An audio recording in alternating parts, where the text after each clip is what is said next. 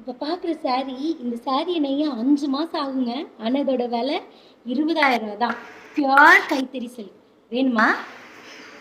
இப்படிதாங்க நெறைய பேர் வித்துட்ருக்காங்க.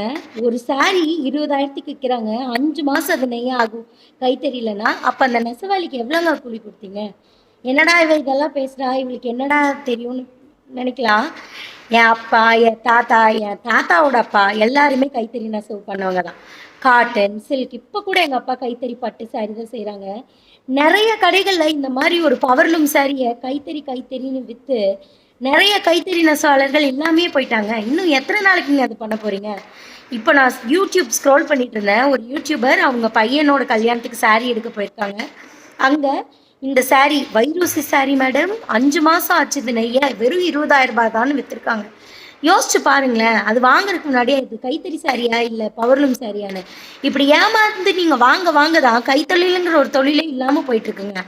எனக்கும் ரொம்ப நாளா இந்த யோசனை இருக்கு. இந்த மாதிரி கைத்தறி சாரி மேல நாலேஜ் உள்ளவங்கள வச்சு கைத்தறி சாரி சர்வீஸ் மாதிரி பண்ணலாமா? நீங்க சாரி எடுக்க போகும்போது யாரோ ஒரு ஆளு இப்போ நொடிச்சு போச்சுங்க கைத்தொழில் எல்லாம்.